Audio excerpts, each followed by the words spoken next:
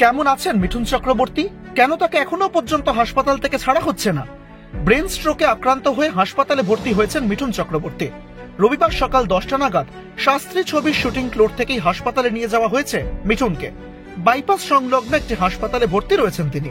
তাকে নিয়ে হাসপাতালে যান তৃণমূলের বিধায়ক অভিনেতারা। চিকিৎসকেরা জানিয়েছেন, স্ট্রোক হলে মস্তিষ্কের বিভিন্ন অংশে রক্ত সরবরাহ বন্ধ হয়ে যায়। একে বলে ইসকেমিক স্ট্রোক। আবার অনেক ক্ষেত্রে মস্তিষ্কের একটি রক্তনালী ফেটে গিয়ে রক্তক্ষরণ শুরু হয়। একে বলা হয় হেমারেজিক স্ট্রোক। তবে এর মধ্যে ঠিক কোন উপসর্গ হয়েছে মিঠুন চক্রবর্তীর, সেই বিষয়ে চূড়ান্ত কিছুই বলা যাচ্ছে না। বিজেপি সূত্রের খবর, রবিবার মিঠুন চক্রবর্তীকে ফোন করে তার স্বাস্থ্যের খোঁজ নিয়েছেন প্রধানমন্ত্রী নরেন্দ্র মোদী। বিধানসভা ভোটের সময় গোটা রাজ্যে বিজেপির হয়ে নানা জায়গায় প্রচারে অংশ নিতে দেখা গিয়েছিল মিঠুনকে। ঘটনাচক্রে এবারও লোকসভা নির্বাচন দরজায় করা নাড়ছে। যেখানে পদ্ম শিবিরের মহাগুরু এবার রাজনীতির প্রচারে নামবেন ঠিক করেছিলেন, ঠিক সেই মুহূর্তেই অসুস্থতা বেশ কিছুটা ভাবিয়ে তুলেছে গেরুয়া শিবিরকে।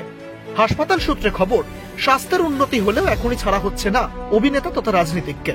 রবিবার বিকেলের মেডিকেল বুলেটিনে হাসপাতাল জানিয়েছে মিঠুন চক্রবর্তীর স্বাস্থ্যের উন্নতি হয়েছে। তার পরিস্থিতি অনেকটাই স্বস্তিদায়ক। তিনি এখন সম্পূর্ণ সজাগ, সক্রিয়, পারিপার্শ্বিক বিষয়েও যথেষ্ট ওয়াকিবহাল। মিঠুনকে দেখে এসে বিরোধী দলনেতা শুভেন্দু অধিকারীও জানিয়েছেন তার কথা। নিজের এক্স হ্যান্ডেলে সেই সাক্ষাতের ছবিও দিয়েছেন তিনি। আর এর আগেও মিঠুনকে দেখতে হাসপাতালে গিয়েছিলেন বিজেপির রাজ্য সভাপতি সুকান্ত মজুমদার, গিয়েছিলেন তৃণমূলের সাংসদ দেব এবং বিধায়ক সোহম চক্রবর্তী। ठीक है, सलाइन चल रहा है, पानी आप एडिक्वेट पी रहे हैं, बस पीते रहिए।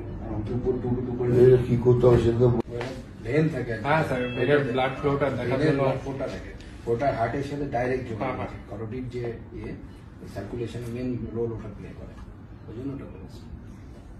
কিছু বলে কিছু হবে হবে না। বেশ কয়েকদিন একটু বনবাস ব্যক্তিত্বে ভালো হলো, আপনি একটু রেস্ট তো পেলেন। রেস্ট তো হয় না জীবনে। আমি কালকে শুটিং করলে ভালো হতো। ব্যুরো রিপোর্ট, এক ঝলকে।